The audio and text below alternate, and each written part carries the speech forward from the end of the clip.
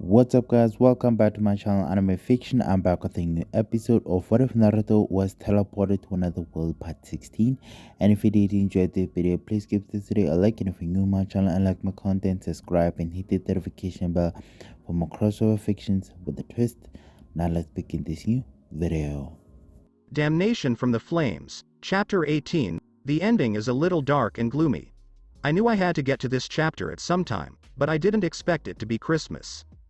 X 781 February, What's the matter, Nab? Still having trouble finding work? Nab Lasaro, a new fairy tale guild recruit, looked over to see his senior guildmate come over to the mission board, his typical smile on his face. Hey, Naruto. The tall whiskered young man approached the animal possession mage and inspected the board with him. You know you'll never get paid for just standing here collecting dust, right? You might want to suck up that dream of taking a special job and just take one. Never. Nab said, his chest heaving with pride and tears streaming down his cheeks. I know somewhere out there is a job no one else can do but me. And I don't care how long it takes, or how many jobs pass me by until then, I will find it, he roared, as eagle spirits began to fly about him. Naruto looked at the man oddly until one of the eagles circled around his head, blocking his eyesight. Sure. Whatever you say, man, he said as he snatched his palm away from the mystical spirit, but I've got food to buy and bills to pay, and I'm pretty sure you do too. At the armor user's words, Nab's proud brightness disappeared and he was engulfed by an aura of black despair. Despite his insistence on finding the right job, the truth was that his rent was approaching and he still didn't have any gems to give his landlord. Naruto felt somewhat sorry for breaking the young mage's spirit in such a way, but he didn't know what to say to help because he was the one who had disturbed him. So he merely took one of the requests that piqued his curiosity and walked away. Naruto stepped away from the board after hearing a nasty scoff directed at him. He looked up to see a specific blonde with lighting magic peering down from the second floor at him. As usual, the pompous jackass looked down on everyone in the guild as if they were nothing more than ants. Naruto scowled at him and flipped him off, causing Laxus to shake his head and return to his seat. Oh, if he'd obtained that S-class rating, he'd have punched Laxus in the throat. He went over to the counter to register with the guild's little master. When he arrived, he noticed the third master of fairy tales staring at something over to the side in shock and awe. Naruto approached him, saying, Hey, Gigi, what's? Makarov's palm quickly gripped over his mouth. Shish. Don't make any sudden moves. Makarov's quiet whispers perplexed Naruto until he too looked to the side. Natsu and Gray were sitting a little further down the counter, next to each other. No way, I'm saving you the punishment now. My super chili dish is stronger and better tasting than anything you could even stomach, Natsu motioned with his palms. Gray simply scoffed and shook his head. You're such an idiot.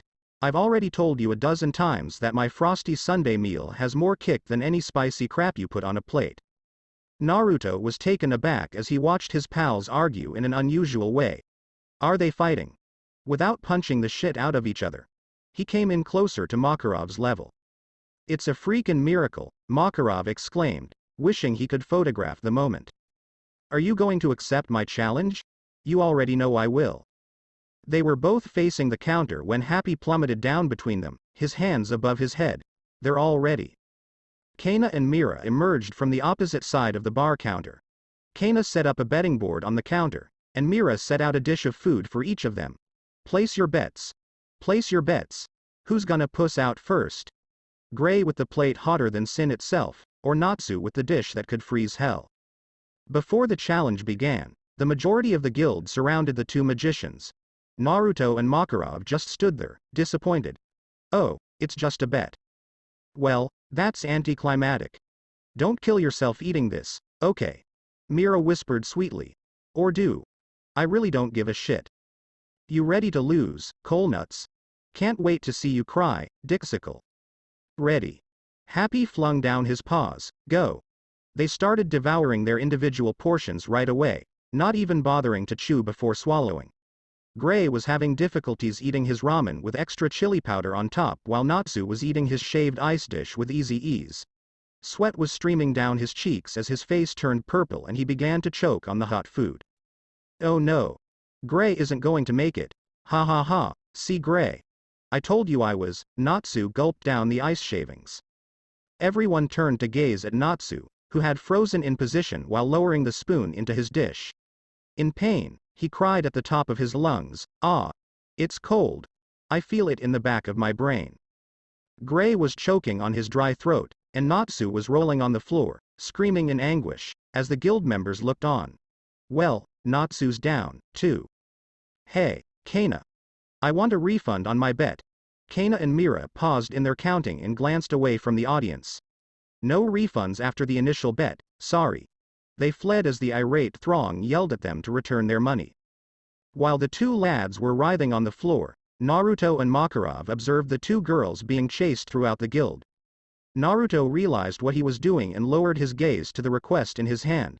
So, yeah, Gigi, I'm taking this job. Yeah. Whatever kid, have fun, Makarov said dryly before sipping more of his vodka. Mahiro sat at the table cross-legged, a challenging look on her face. Well, are you sure you want to do this? With a tense quiver, the young man nodded his head. Yeah, I'll never be able to become a man if I can't get stronger. Mahiro nodded, saying, well said. Lasana shifted her gaze between the older woman and her brother, who were facing each other across the table. Are you too sure you have to do it like this? She questioned, a worried tone in her voice, the little infant on her lap staring between the two of them. Mahiro raised her arm and bent it at an angle on the table. Elfman gulped a lump in his throat and shook his arm. When he closed his eyes, his arm began to glow and was replaced with his takeover, Black Bull. They clasped hands, then Lasana slipped her hands off of Koyuki's and gripped the top of theirs. Ready. Go. Elfman and Mahiro began to arm wrestle, the man groaning in pain as they put their might against one another. Elfman pushed as hard as he could, gaining some leverage by moving the blonde Senju's hand. Until Mahiro closed her eyes, took a long breath, and then exhaled. Ha! Mahiro smacked Elfman's palm into the table, splitting it in half and sending the Strauss man flying through the air. Everyone who was not distracted with something else watched in disbelief as the dust settled about them. Mahiro. Stop wrecking my guild, damn it, shouted Makarov from behind the bar. Mahiro simply waved her hand at him and lifted herself up to assist the lone Strauss boy. Hey Elfman, how are you? Ah. Why yeah Mahiro, I'm fine, he said as he got up and cleaned some splinters out of his slightly graying white hair. He looked around at the devastation wrought by his defeat and down at the arm that had restored to normal flesh. Lasana observed her elder brother's concerned expression. Elf Nichan, don't worry. Everything is fine. I can't help myself, Lasana. Look at this, Elfman replied dejectedly, motioning to his right arm. Even with all of this strength practice, I can only get my takeover to my right arm, and it's still too weak. Elfman sat in defeat, unable to cope with his stunted development as his sisters thrived in their magics. Before a hand ruffled his bob cut on top of his head. When he looked up, he saw his older sister smiling down at him. You idiot, stop worrying about your magic not working like ours, she said cheerfully as she bent down and rubbed his head. That isn't what Mom and Dad taught us, right? Lasana grinned and knelt in front of her older brother. That's right, Elf Nichan. Remember what they used to tell us when we were first learning our magics. When the time comes, our magics will flourish and we will get to show our true strengths. And even if you can't use your full takeover, your beast arm is still amazing. I kind of feel jealous how strong you are all by yourself. Mira laughed and patted Elfman on the back, saying, see, we're both jealous of you Elfman, so don't fall apart just yet. We need you. Elfman glanced up between his sisters' beaming smiles, feeling a wave of comfort sweep over him. Nei-chan. Lasana. Guo. Koyuki cried joyfully as she waved her arms in Lisana's hug as she noticed their cheerful expressions.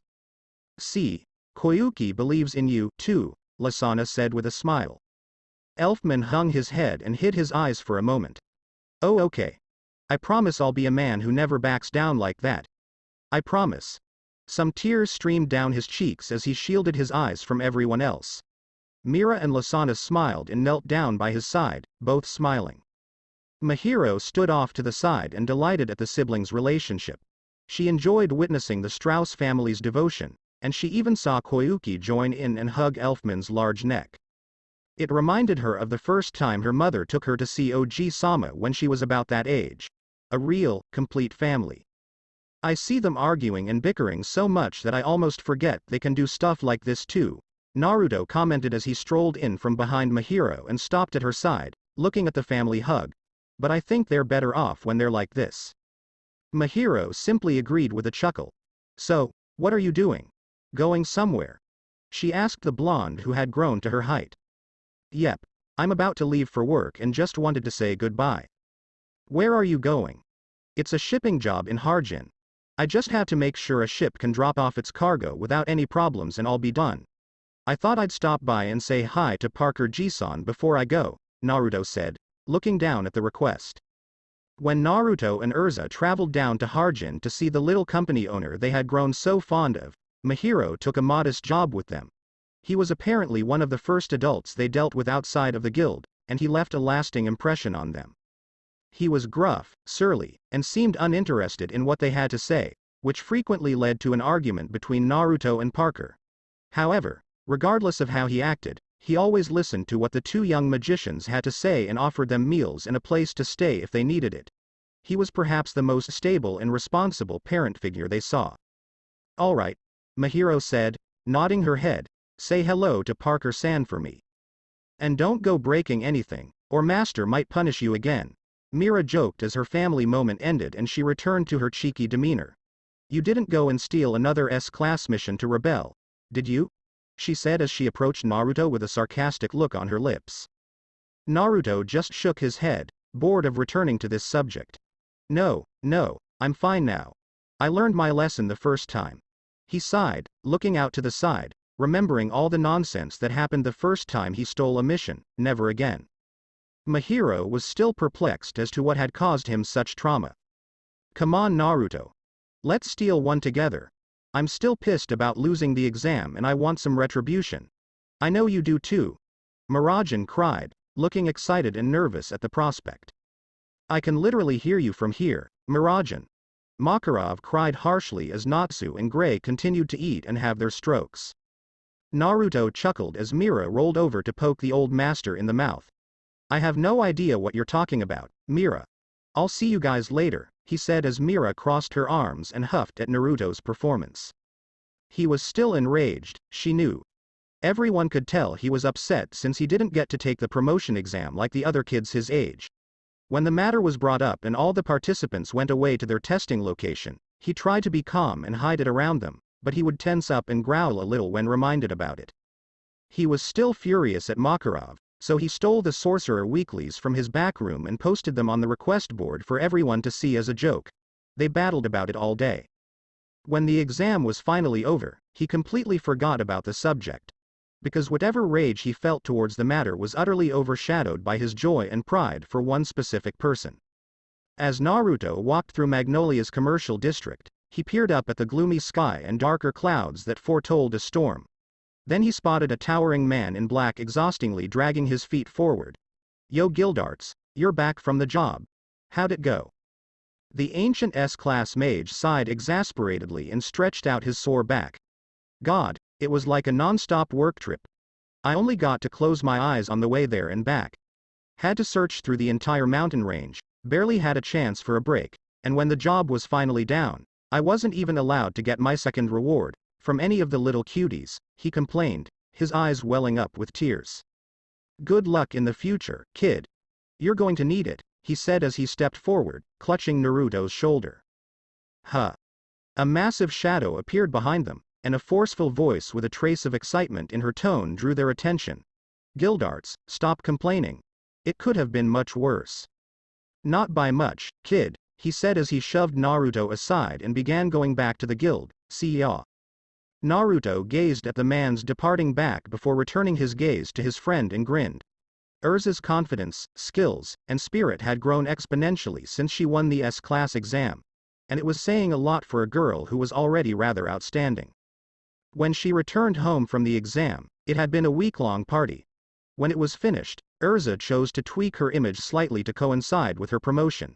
She changed her boots to a jet black pair and her knee-length skirt to a thigh-length one. Instead of wearing her hair in a braid, she let her long crimson hair fall freely to her back.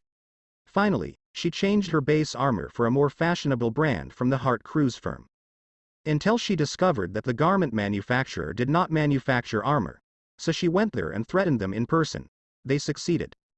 Everyone in the guild agreed on the choice. Urza was a total badass.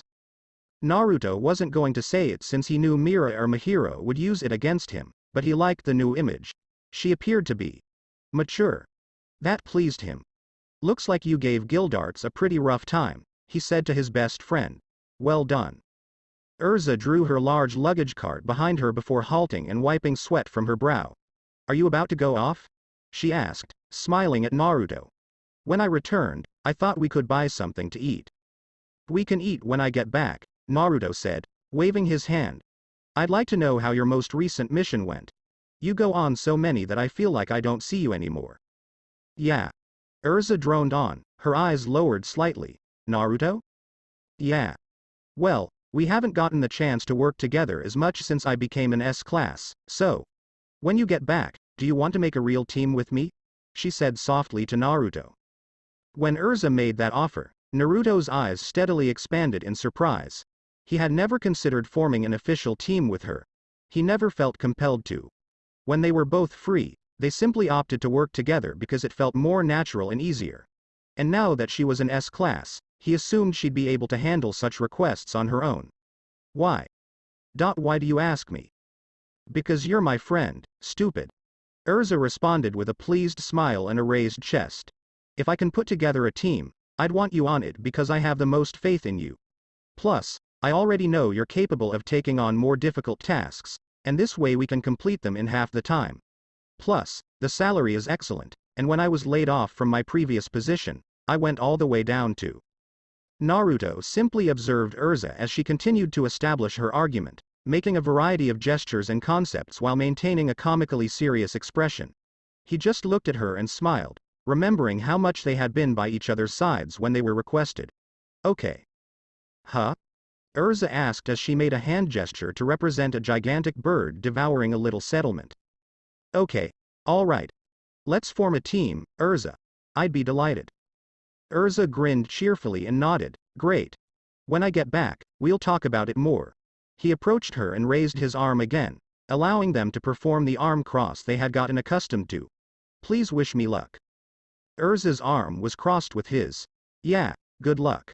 Hash hash hash hash hash hash hash hash hunter hash hash hash hash hash hash hash hash Hashirama was returning to the guild after picking up some provisions for Koyuki and Mahiro at the far end of town. It was taking a little longer because his entire body was still sore from Naruto training. He worked on fighting forms and katas with the young blonde to assess his taijutsu ability. He gave Senju a run for his money, but in the end, Hashirama's superior experience and talent triumphed. Fighting again was too much for his elderly body, even though he didn't let anyone else see. He was simply getting older. It's too late. It was a miracle he had reached this age when he wasn't trying. Time, like everything else, began to take its toll and wear him down. He could still fight, but only for brief periods of time before his body became exhausted. He used to be unconcerned about living to a ripe old age. He prayed not long ago that each year would be his last. But if he died too soon, he might not have lived to watch his granddaughter have another lovely kid. He wouldn't have been able to come to Fairy Tail to make up for the years he spent hiding in the shadows. He witnessed Urza's advancement to S-class mage, and if he waited long enough, he might be able to see some of the other youngsters rank up as well. At the very least, he wished to be present until Koyuki was old enough to recall him. He was still looking forward to something. Hashi-ji. As he hurried over to the old guy, Naruto cried out to him. Hashirama waved to the young man with a smile. Naruto. Where are you off to? Naruto came to a halt and smiled. I'm on another job. It's not too horrible, so I'll return soon. Guess what, Hashi-ji? He said excitedly, his smile scarcely restrained. What? What makes you so happy? I saw Urza on my way out. And she wants to form a team with me. Naruto chuckled, a toothy grin on his face. Isn't that fantastic? He asked his old mentor, anticipating his surprise at his announcement. Hashirama only blinked in befuddlement. He remained still for several seconds, just staring at Naruto's agitated frozen expression before tilting his head. What? You weren't already a team? And no. We basically worked a lot together. Old dude, come on. Be even more impressed. Hum. Hashirama stroked his chin, thinking. His gaze shifted to the side, pondering what this meant. Urza made the first move. Poor girl. I always knew she'd have to lead this moron forward. What was that old man? Naruto's eyes were shadowed by his hair, and he gripped the top of Hashirama's head with his prosthetic. You didn't say anything negative about me, did you? Hashirama tried to ignore his young friend's hold and asked smartly, and what did you do? Of course, I accepted the offer. Teaming up with Urza sounds like a lot of fun. Plus, I can practice my chakra and magic more this way. An unstable vortex of wind chakra engulfed his entire right forearm. Hashirama shook his head and smiled. Yeah, well, make sure you don't let little Urza down. She trusts you more than everyone else, brat. Huh. Said Naruto, tilting his head. You'll get it when you're older. Hashirama waved off his inquiry before beaming happily at the young man for his progress over the years. Well done, Naruto. I am very proud of both of you. Naruto stopped looking perplexed and simply smiled at the old man, thanks. I'm going back to the guild. Mahiro required some items for Koyuki and Naruto-san. Naruto-san. When a woman from Magnolia Town approached the whiskered blonde from the fairy guild, their talk was cut short. What exactly is it? Two men are asking for directions to the fairy tale guild on the street. They wanted to see someone. I believe they wanted to see a Senju Hashirama? Naruto and Hashirama exchanged puzzled glances before following the woman. Hashirama's eyes furrowed in thought. Hash hash hash hash hash hash hash hash hunter hash hash hash hash hash hash hash hash. A huge cart with 8 wagons connected to its back stood in the middle of the roadway. 2 guys in blue uniforms and helmets sat on the front wagon, asking locals for directions to the local guild. So, if we just keep walking until we reach the end of town, we'll find the fairy tale guild near the shore? Yeah, the guild has the town's second largest building, so you shouldn't miss it.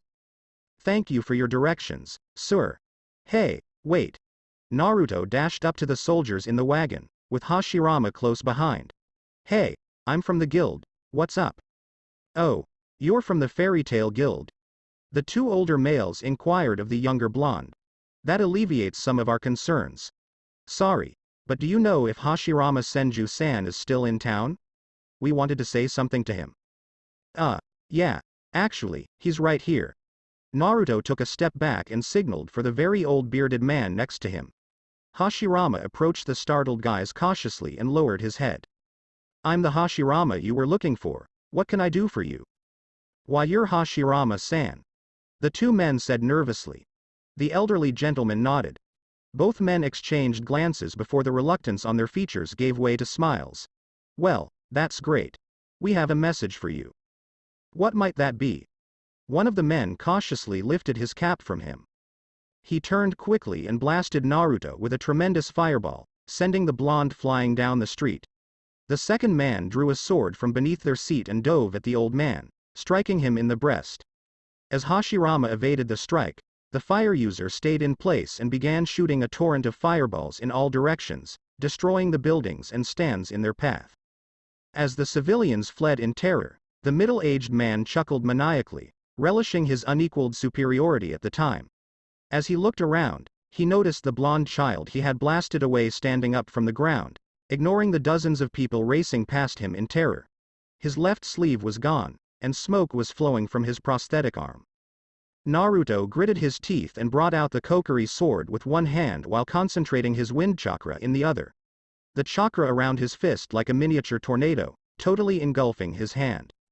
It's time to see if this can actually beat the flying gauntlet. Wind style. Storm fist. At high speeds, a ball of razor-sharp winds flew at the man in the wagon. The fire user comprehended the attack's quickness and threw a flame as quickly as he could, colliding with the wind ball only a foot away from the wagon. When the smoke cleared, the man saw Naruto charging at him and flinging jutsu at him. The fire user countered the attacks by shooting fireballs at the blonde whenever there was an opening. When the fireballs got too close, Naruto chopped them up with the Kokiri. Naruto received the inspiration for his storm fist from his flying gauntlet, which he employed with his powers. It was significantly less durable than his characteristic magic assault because it was formed of wind rather than concentrated power. Where it lacked power, it made up for it in speed, and with the wind's cutting ability, it cut up whatever it came across. Flying Gauntlet, said Naruto as he dissipated his chakra, constructing his armor around his palm and jumping over the fireballs. The first wagon's front was damaged by the magic attack that flew at the man in it. As Naruto landed on the cart and hit the man in the gut as hard as he could, the man lurched back to evade the attack. The man spit out blood and was launched through the load of 5 wagons before collapsing into the 6th one with such power that the entire line jumped up. Naruto sheathed his black sword and turned to face the man buried behind dozens of barrels and crates. "All right, asshole, let's get this done quickly. What are your intentions with Hashirama? With whom are you working?" Naruto walked in a puddle of something that had leaked from the containers. He peered down to see the murky liquid he'd stepped into and the still settling particles. Except they smelled strange. They were like smelly and horrible. "Both gunpowder and oil are used." Naruto raised his hand to the defeated man, who grinned bloodily and raised his hand. "All hail the damnation. Fuck. Run." Naruto cried as he leapt from the wagons. They burst an instant later, creating a massive shockwave that deafened everyone in the area.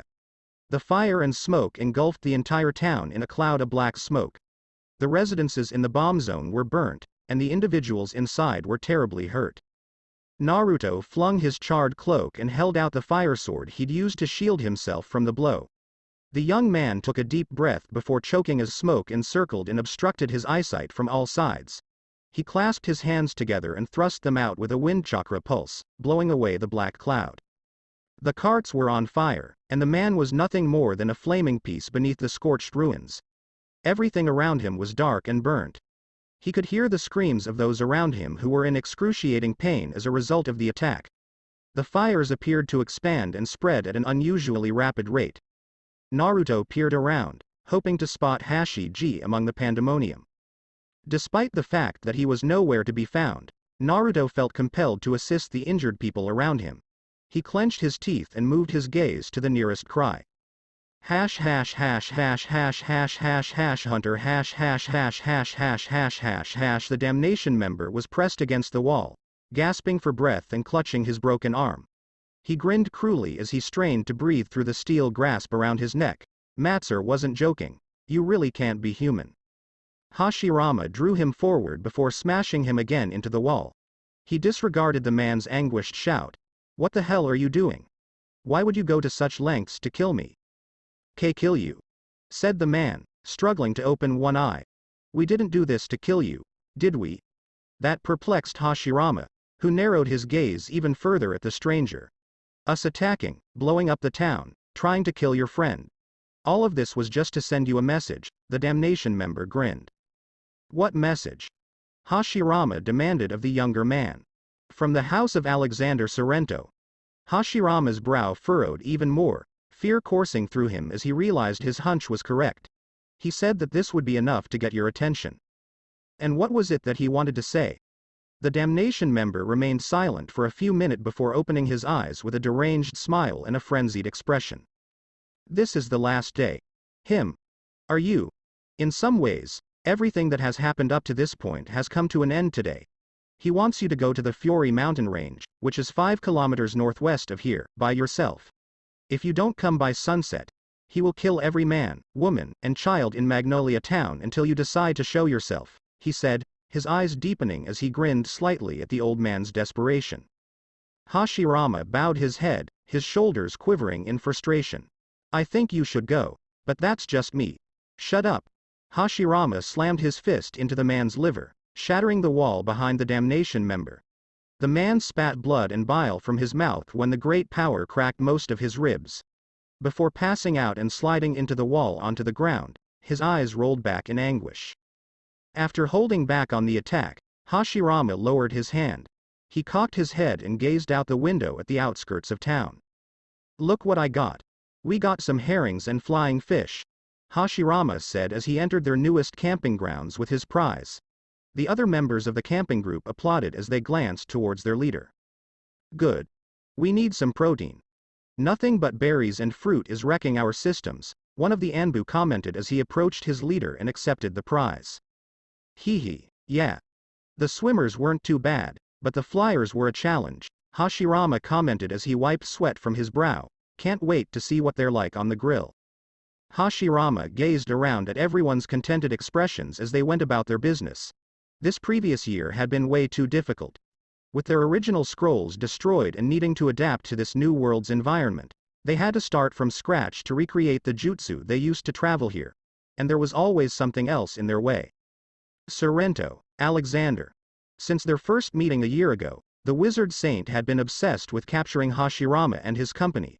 And no matter how far they traveled or how hard they struggled, Sorrento always followed them and found their place. His expedition group was now at peace, but things had been unsteady and uncomfortable for them during the past year. Sometimes they argued, and sometimes they all fought.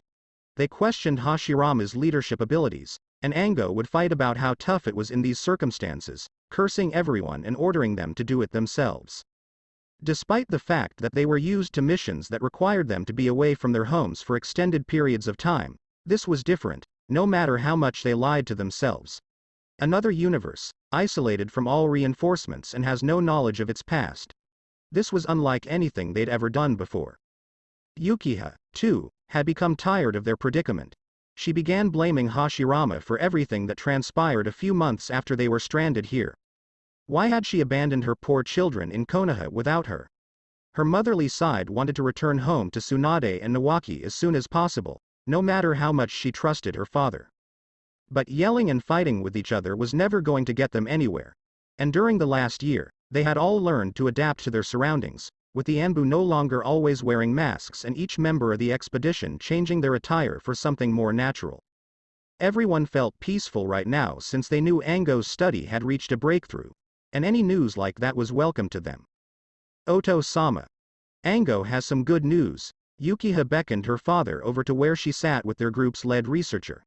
Hashirama approached and sat by their sides. I believe I may have finally figured out a way to compensate for the abundance of magical power in the atmosphere so that it doesn't interfere with our jutsu. If we can just get some supplies in the next town over, we should be fine. Ha. That's great, Ango. So we can go home now? Hashirama questioned the bespectacled young woman, excited. The scientist's smile faded, and she appeared hesitant to respond to his question. I can't be certain. We had years and much better equipment to test this formula out back home. To be honest, our most hopeful outcome for this jutsu to work is. She looked up at her two leaders, doubt on her face, 50%. Yukiha and Hashirama exchanged a look as they realized their new jutsu might still be ineffective. It's okay, Ango. We believe in you, Yukiha said, placing a calming hand on Ango's knee. Why you do? Of course. We've gotten this far because of you and all of us working together, Hashirama grinned, picking up one of the fried fish, and I'm confident we'll make it home this time. Everyone who was paying attention smiled when Hashirama bit into his flying fish. His face turned crimson, and he spewed it all out. Don't eat the fish. Don't eat it. He cried out, oh God. This must be what death tastes like. The crowned king of Fury sat in his gilded throne in the magnificent throne room of Mercurius Castle. His defensive minister Darton stood to his right, looking conflicted. The anointed prince of Fury, Toma-e Fury, gazed on in bewilderment at what was going on. What do you have to say about this, Captain Sorrento? The royal king asked the man bowing before him. The silver-haired warrior kneeling in front of the king of Fury raised his head, showing tired eyes beneath deep bags. When his severe eye met theirs, the men couldn't help but buck and turn away. Darton couldn't help but notice how much the squadron chief had changed in just a few months. He appears to have grown fascinated with the concept that there was a bunch of people out there invading their kingdom. He exploited every resource available, rallied scores of warriors to follow his example, and had gone days without sleeping. Even today, he emanated an incredible, unshakable presence that terrified people who were lesser than him. I am sorry I have been gone so long, Your Majesty. I have been too preoccupied with another matter that required the utmost attention, Sorrento said respectfully. The shinobi you were talking about, correct? Darton questioned, glancing down at the wizard saint. Captain Sorrento, Ninja aren't a common profession in a world of mages. Someone like you should find them simple and easy to defeat. Not these people. They aren't like anything I've seen before, Darton-san. Sorrento's hands tightened for a minute. These people could cause great suffering to the kingdom if someone doesn't stop them. Then let it be someone else, Captain, the king said forcefully, surprising the wizard saint. And no, sir. I can't leave them out there. If you just give me some more time, I can. That's enough, Captain. The king roared at his royal squadron chief, thus ending his debate. You're not stable enough to concentrate on a mission. I want you to drop this subject and never bring it up again. Sorrento glared angrily at the king and bit his lip until he drew blood. He dropped his head and said, "Of course, Your Majesty." The king nodded his head, and the room fell silent as he said, "You are dismissed." Sorrento dropped his head and walked out of the big hall, headed to his squadron's barracks. Hundreds of his devoted warriors were scheming and practicing with their magic and weapons when he arrived and opened the door. On the walls were collected images of their targets, as well as a big map that highlighted their prior places as well as possible future destinations. When his troops saw him, they stopped what they were doing and saluted.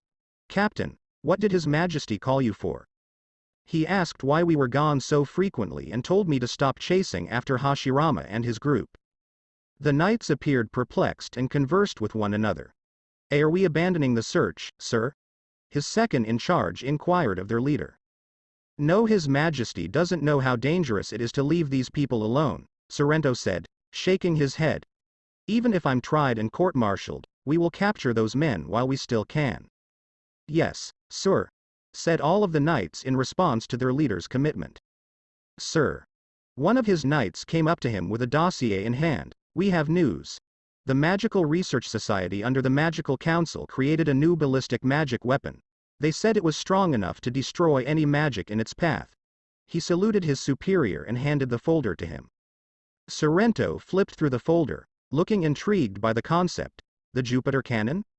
"Yes, sir. We were able to obtain a cannon prototype from the research lab for temporary use." "And you think this would be able to break through Hashirama's barriers and walls?" That was one of their major challenges. When they pursued, the ancient Hokage would clap his hands and raise a forest between them to keep them at bay. But with a weapon like this, they might be able to cut right through it. "Yes, sir."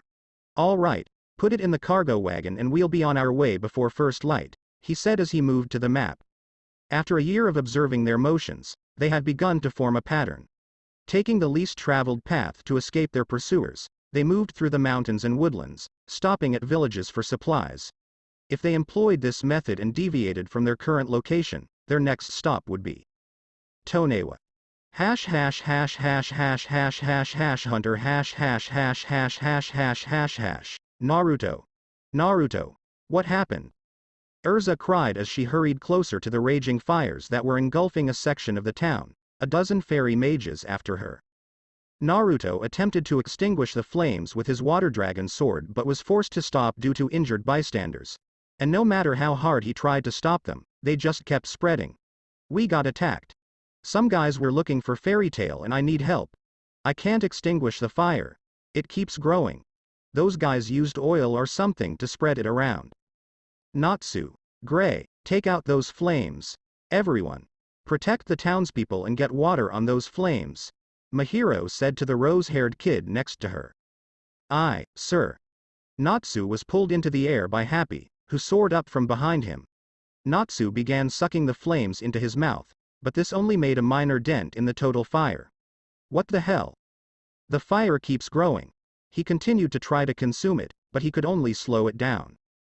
Gray went up to a burning house and yelled, "Ice make, freeze." An ice shield erupted from the ground, blocking the advance of the flames but failing to extinguish them. "Are you going to lose to your own element without a fight, Dragon Breath?" "Shut up, asshole." Natsu was enraged by that words and sprang from Happy's paws into the inferno. The powerful flames that enveloped him on all sides had no effect on him. He simply threw back his head and drew the deepest breath he could. As he ate them, the flames swirled around his mouth like a hurricane. Kana was using her water fountain card to put out the fires, while Elfman, Mira, and Lasana began gathering any injured bystanders. "Hurry! We have to keep moving," Mahiro cried, pushing through the flames and grabbing anyone inside them with her light power. "What are you doing? We have to get out of the way of the fire." Urza, outfitted in her Flame Empress armor, jumped over to a busy Naruto and shook his shoulder. "Hashiji was just here. I lost sight of him after the explosion. I've got to look for him." Naruto wrenched out of Urza's hands and dashed into the town's alleys. Urza tried to follow him, but the fires began to grow around her. Naruto dashed through the town's back alleys, searching for his old instructor amid the turmoil. However, despite searching and calling his name, Naruto received no response. Except when he turned a corner, he discovered a beaten elderly man unconscious against a wall. Naruto recognized him right once as the other man from the cart and looked fiercely at him. "Wake up," he said as he reached down and roughly shook him. The old man grumbled and slowly opened his eyes after some shaking. And there was the whiskered boy's heterochromic glow right in front of him. "Where is Hashiji?" The older gentleman simply scoffed and turned his head. Naruto roared and smashed him against the wall even harder, causing the injured person to scream in agony. "Tell me or I'm going to make you hurt a hell of a lot worse than you already do." The damnation member simply laughed lowly and miserably at the boy. "I'd like to see you." "Slam, ah!" yelled the man as Naruto stomped on his foot with his armor. "I'm gonna ask again. Where is Hashiji?" Naruto shook him to grab his attention. The man coughed briefly and raised his head, weakly smiled at the young man. "On his way to meet the Reaper. Hash hash hash hash hash hash hash hash hunter hash hash hash hash hash hash hash hash." Hashirama stared up at the clouds as they darkened further and a cold breeze blew through them. Looking back the way he came, his new home was no longer visible. He'd been blocked off for several kilometers by the hills and roads he'd passed. He was taking a break, exhausted after all the running he had done to get this far after the attack. He returned his gaze to his goal as it came into view. A little mountain range in the background of the town, with small forests going along its slopes. He traveled through there once or twice while traveling with the guild's youth. He'd abandoned the guild without informing anyone where he was heading. But he had to because if they found out, they would rush to his aid. And in a conflict like this, he could have used all the assistance he could get to reduce the destructive losses to a minimal. However, not this time. This was not their conflict. Hashirama rose and resumed his march towards the mountains. Whatever happened, whoever walked away from here again, one thing was certain. Sorrento was correct. This came to an end today. Hash hash hash hash hash hash hash hash hunter hash hash hash hash hash hash hash hash. After getting some supplies from the town of Tonewa, Hashirama, Yukiha, and some of the Anbu proceeded into their newest base. When they arrived at their base, they were welcomed by the sight of the rest of their expedition preparing for their jutsu exam. "How's it going?" Yukiha asked as she stepped forward towards Ango, her gaze fixed on the formula. "Better than I expected. At this rate, we should be able to test it in a few hours," the bespectacled woman replied, smiling broadly. "Well, then." Hashirama reached into his backpack and extracted numerous bottles of brew and ale. "A toast. Let's go home," he said as he tossed a bottle to each of his teammates. Banzai. The entire party began taking large gulps of their beverages and reveling in the moment of serenity. "I can't wait to finally get home," one of the researchers said, leaning against a tree and gazing up at the sky. "It will feel good to be back in my own home." "I understand what you mean," one of the Anbu stated as he approached the woman and sat beside her. "After last year, I'm pretty sure we deserved a real vacation." "Are you kidding? This whole last year has basically been a vacation," said a female Anbu. "I need a real job. When I get home, I'm going to take as many missions as I can get. I'll even go around the village chasing freaking animals if it gives me something to do." "That's just because you're a workaholic." While everyone else was discussing what they were going to do when they got home, Hashirama smiled up at the orange sky. "Still, I can't believe how beautiful this world was." The exploration crew came to a halt and reflected on what life was like in this world. "Yeah. Well, you're right about this place being pretty." Yukiha grinned and swished her drink around in her hand. "We definitely saw what the world would be like if we gave up on war." She looked across at her father and tilted her head. "You think if we tell them what it was like, we might be able to change it all back home?" Hashirama grinned and shrugged his shoulders.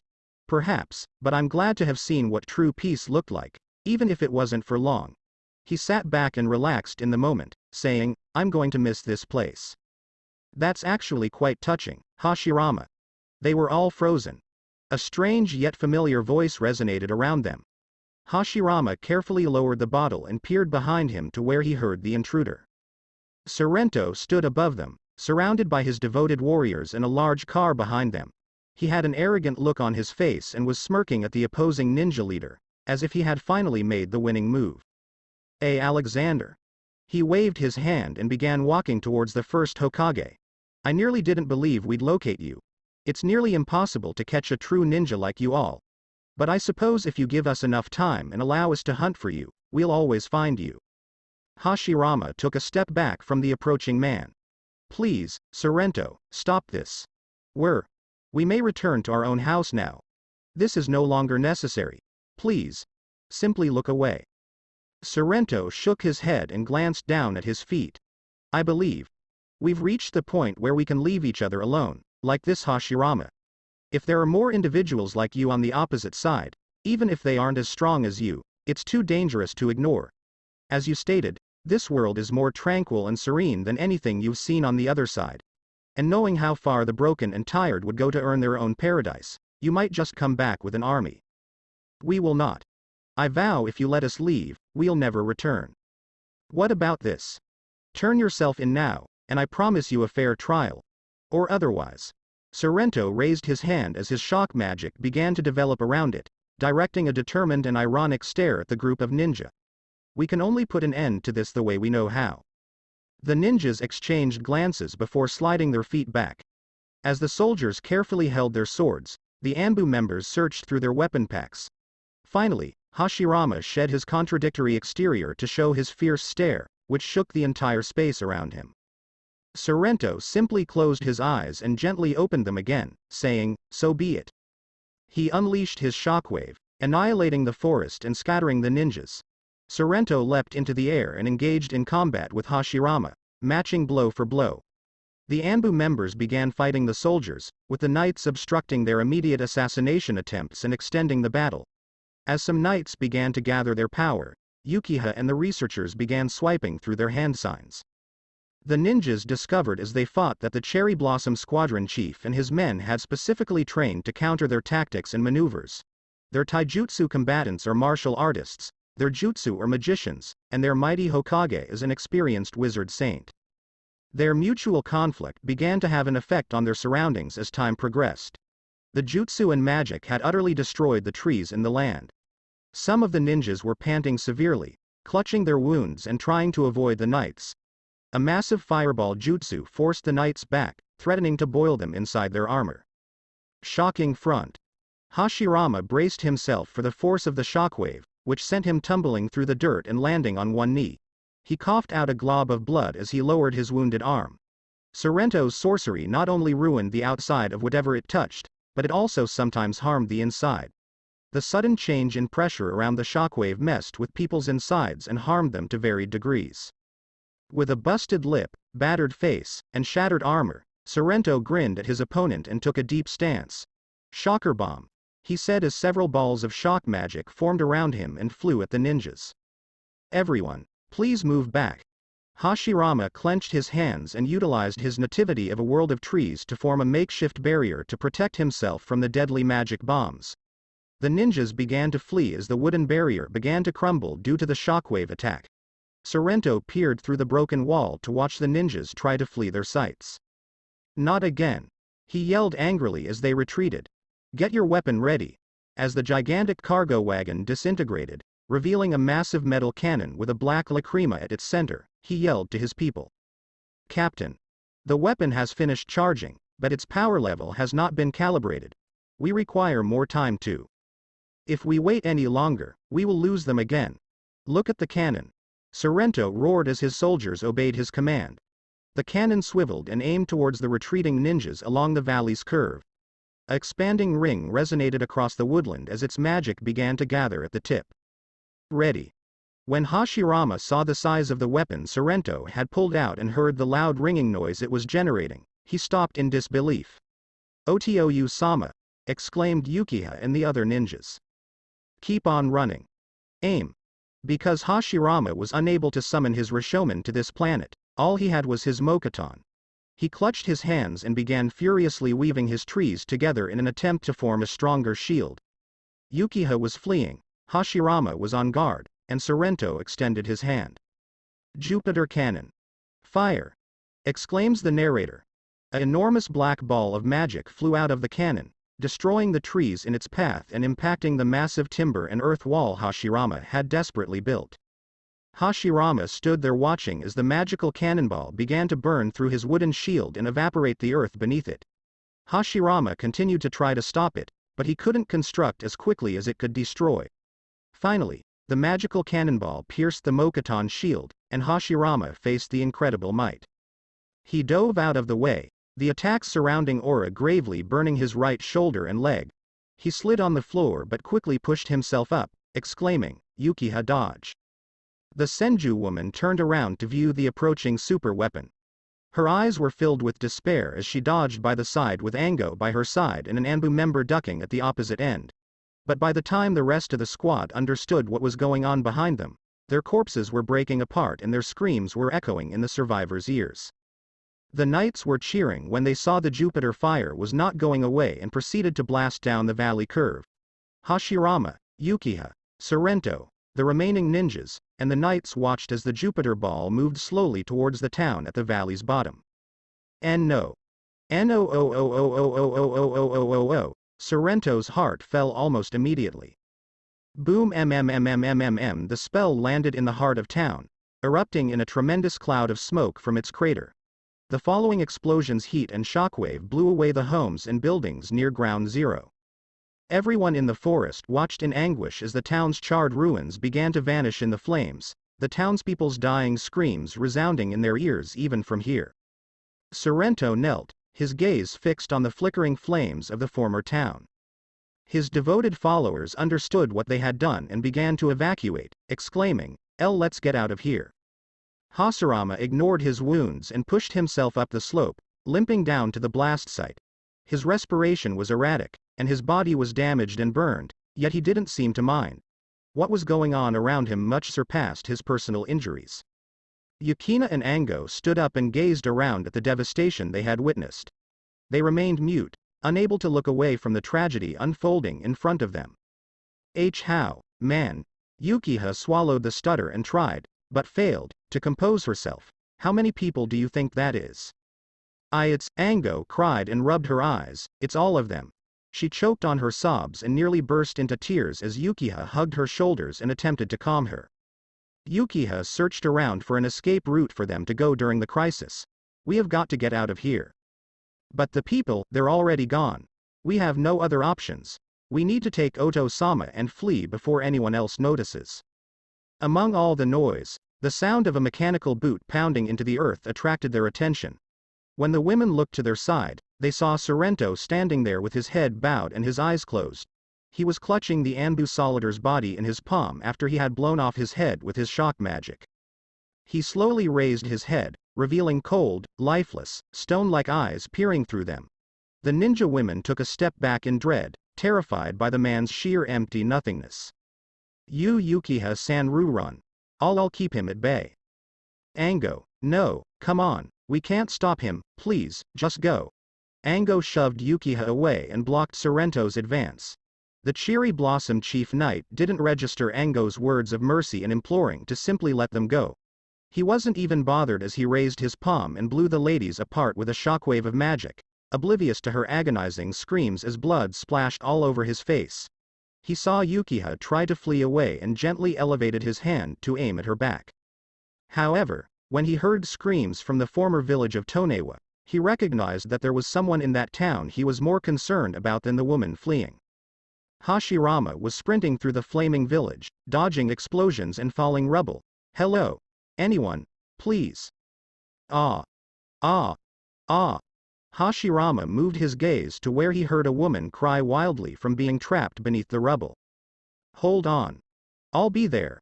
As he feverishly fought to save her, Hashirama clutched the blazing wood and support beams that had heaped over her, saying, just hold, I'll get you out of there. Boom! The pile exploded because something flammable was blown up beneath it.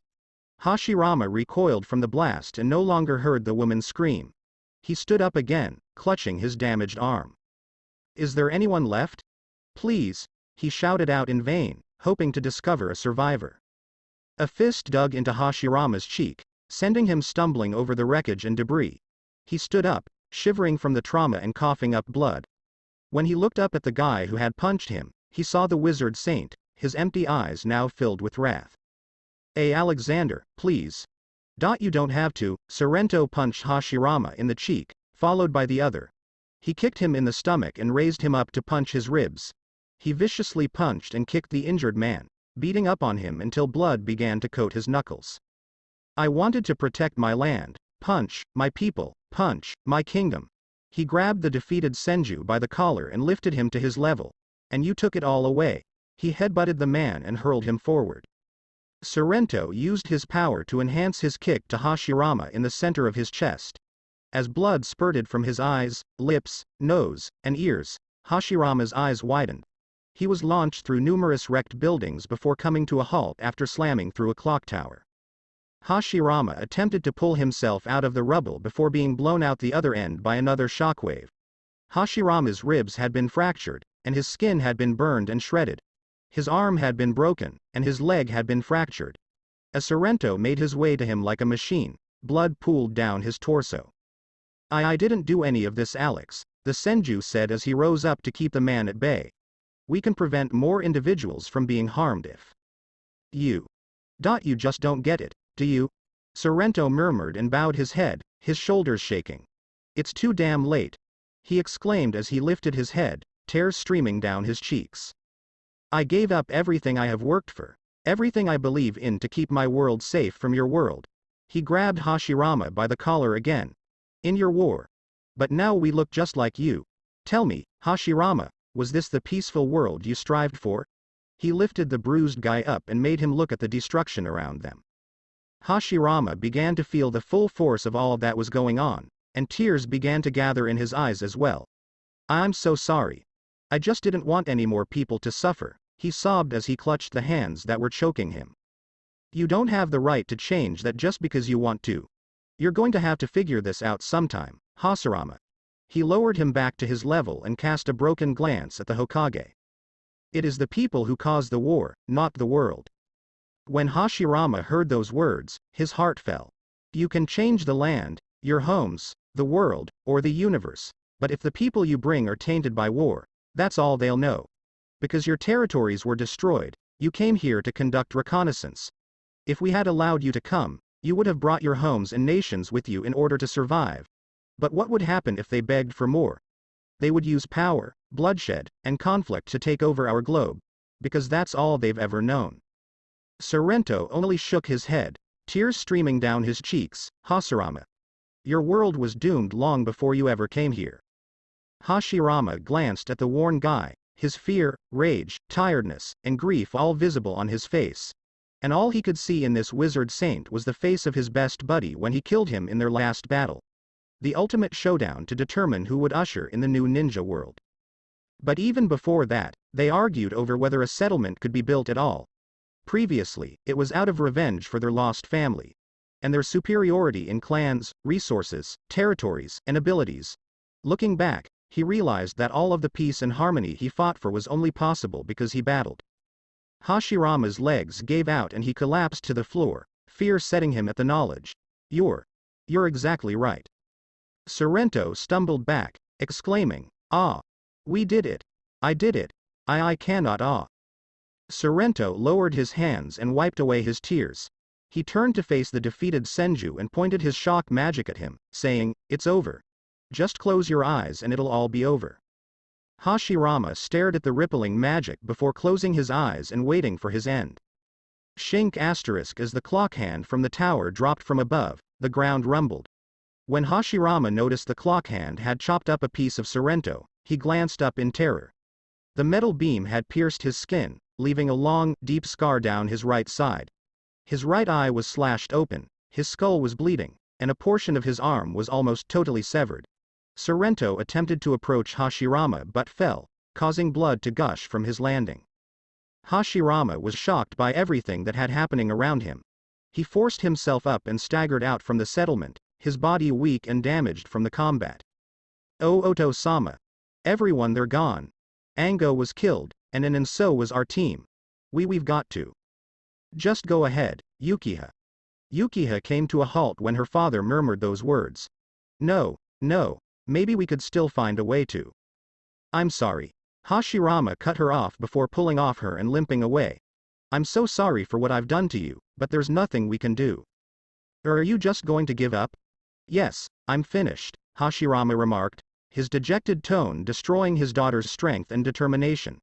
We've done enough to destroy our world, Yukiha. Let's leave this one to burn on its own. Captain? Captain Sorrento. Can you hear me? Slowly, the nearly mummified figure on the white bed opened its eye. Everything had changed, from a flaming town to a modest medical room. He couldn't move, and everything hurt. Oh my goodness, that hurt so badly.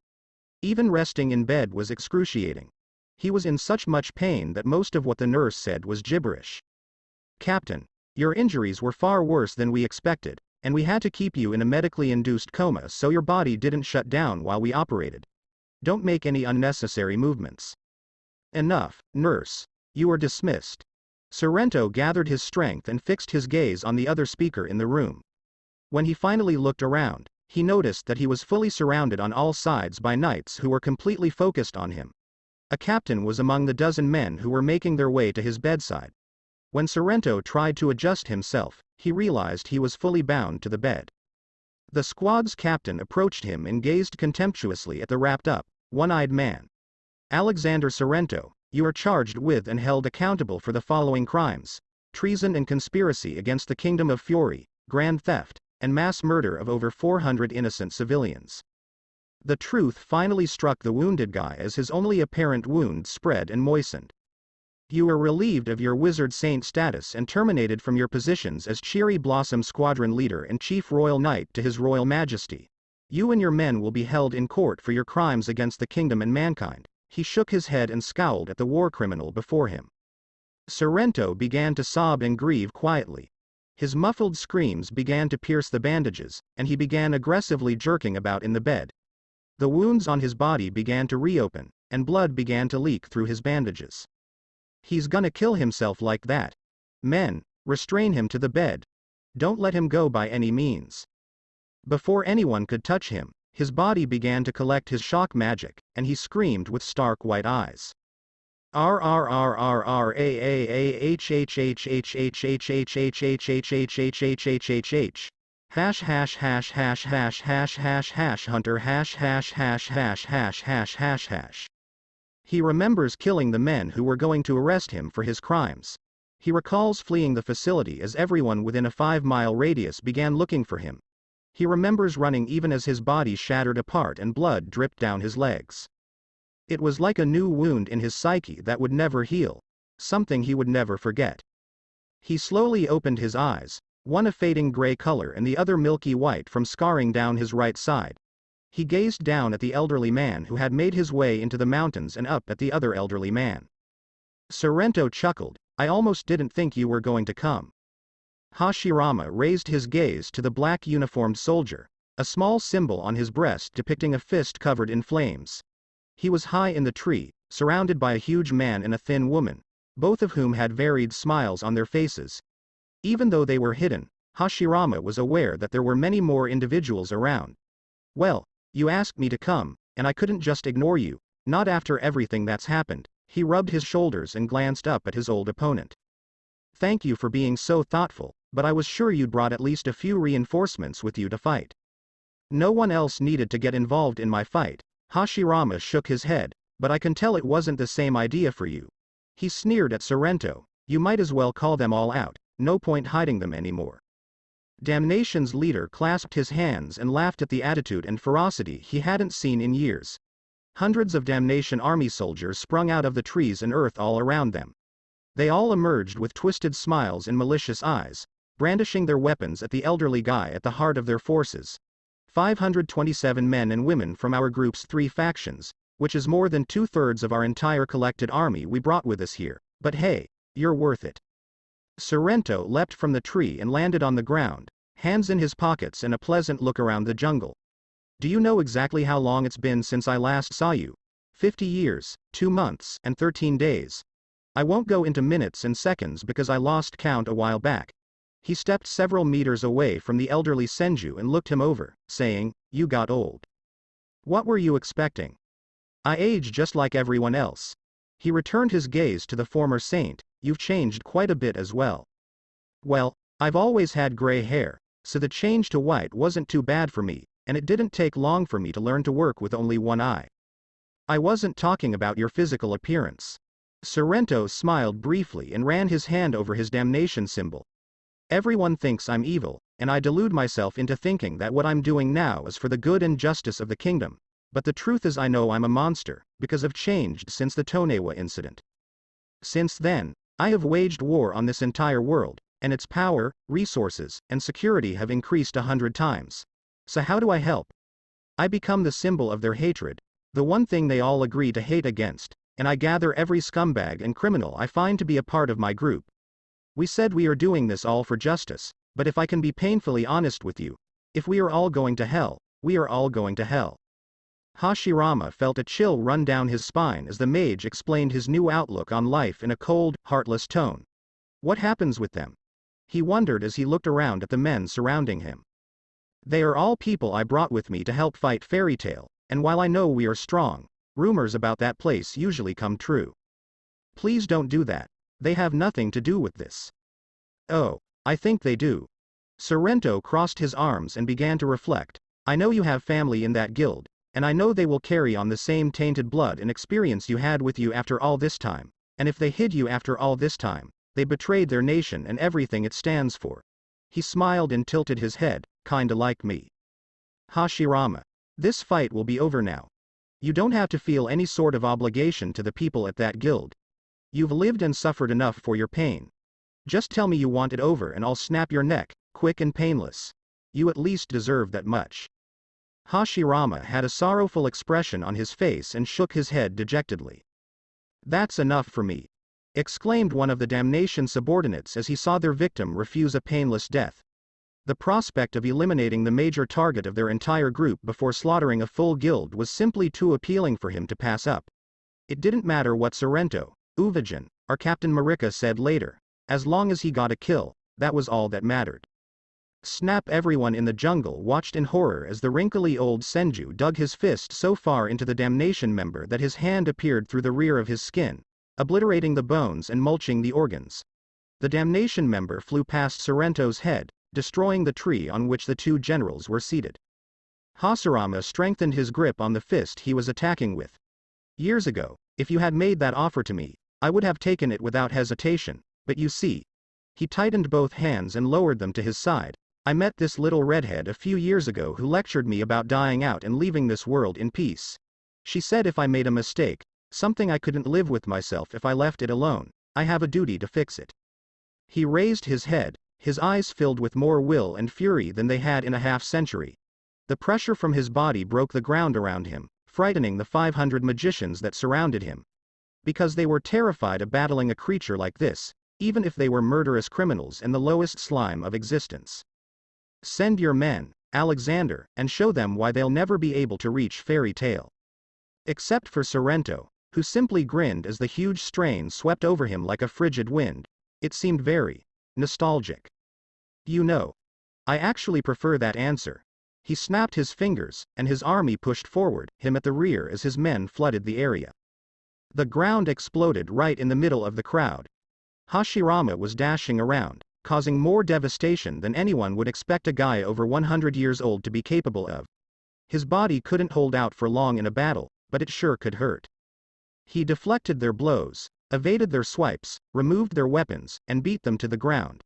He clapped his hands together, and a massive tree erupted from the ground, smacking and crushing any idiot who dared to assault him.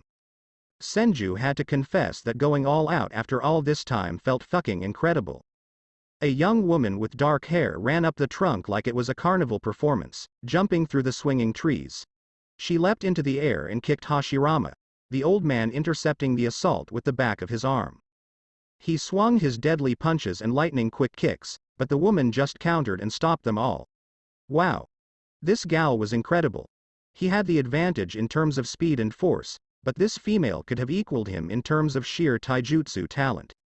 Marika smirked as she twisted her arms inside his guard, elbowing him in the ribs before back-fisting him in the face. This caused the ancient ninja to back away from the approaching onslaught and increase his guard. Suddenly, the massive tree he had grown to give him an edge was slashed into pieces. When he peered down at the falling debris, he noticed the gigantic man with the massive sword standing there with a smug smirk. The troops all fired their magical attacks at the figure in the sky. Hashirama attempted to dodge in midair but very narrowly avoided being hit. He jumped from the tree fragments, causing them to fall on the people below him. He stumbled and rolled on the ground to avoid a collision. He looked up to see the massive army charging at him as he prepared for fight. Wind style. Dragon spear. From above, a spectacular black blur was launched at incredible speeds into the throng. A dozen people were thrown back by the force of the attack when it impacted. Hashirama examined the crater zone and noticed a familiar black blade buried in the earth from the improved throw.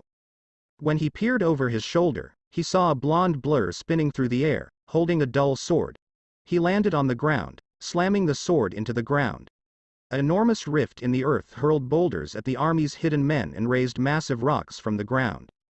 When the dust had fallen, a tall person with spiky blonde hair rose to his feet and drew the black blade from the earth. Damnation was challenged by a tall blonde with a long flapping cloak on his back, a prosthetic arm revealed from charred garments, and his earth dragon sword in his other hand. He grinned vindictively at the soldiers and said, "Now don't start this little party without me." As the Damnation members glanced at the blonde with interest, Sorrento focusing on the smirking blonde who had stopped the combat, Hashirama looked at the boys back in horror. "Naruto? What the hell are you doing here? That bastard who attacked us in town told me you came all the way out here to fight the leader, and I wasn't going to let you fight by yourself, and when you look at it." He returned his gaze to the vast crowd in front of them. "Naruto, get out of here. This fight is more dangerous than anything you've ever done. I need to beat them and..." "Then that's enough for me," Naruto said as he sheathed the black sword and reinserted the earth sword into his requip. The light and shadow swords were immediately replaced in his hands, and he returned his gaze to his old companion. "Have you forgotten, Hashi-ji? If you're going to fight, you can count on one of us to be by your side." Hashirama was apprehensive about what was about to happen as he glanced at the smiling blonde. "If we're fighting together, you're only going to focus on the foot soldiers, got it?" he moaned, placing his back against Naruto's. "Aye, sir. The leader is too much for you to handle, and his generals may be too tough for you to fight here, so remain back and by my side. I won't have to carry you, right?" said Naruto, smirking over his shoulder.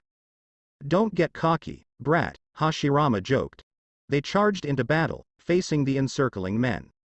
Urza was racing around town after they had successfully extinguished the fire. They finally gained some leverage against it after nearly a half hour of battle. Gildarts took it apart, and Natsu ate the leftovers. Mahiro and her utilized their power to extinguish the flame before it could spread further, as the master rallied the people to flee to safety. Even when the guild began to rejoice at having saved the village, 2 members of their family remained missing.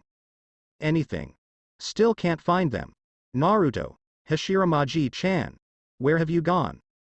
The majority of the guild was looking for the 2 missing members as they began to panic. Urza hurried through the alleys where she had last seen Naruto. She looked everywhere but couldn't find anything. When she turned the corner, she discovered a half-conscious man leaning against the wall, his foot and arm fractured. He jerked his head up and gazed at the scarlet-haired girl standing a few steps away. "Don't bother interrogating me," he said simply, shaking his head. "I'll save you the bother." The shadows rise. Fall star night. Nativity. Never stop moving. Sorrento was watching the struggle between his army of thugs and Hashirama and his boy begin. They were putting up a terrific fight, having already defeated 100 of his soldiers. Even when they fell, they continued to rush forward to assault because they didn't want to face his fury. Even though Hashirama still fought like a beast, his elderly body was tiring from all the combat. But the new blonde made up for it. Those swords he was wielding were incredible, blowing his troops away and ensuring they didn't get back up. When they got too close, he wrapped his feet in a strong gust of wind to keep them at distance. So this had to be another child with chakra like the Senju. That explained his eagerness to battle beside the old man. Uvajin. Marika. His two generals returned to his side as he began to back up. Call back some of your men, we were using the special ops strategy. Master. You can't mean, Uvajin's eyes widened at the mention of their final gamble. Wow. Ji-chan, think about it. If any of our guys become involved in it, they won't make it. Sorrento gave him a chilly stare, halting their train of thought. Do you really care? Magic team, first squad, he said as he took a step forward. Assemble.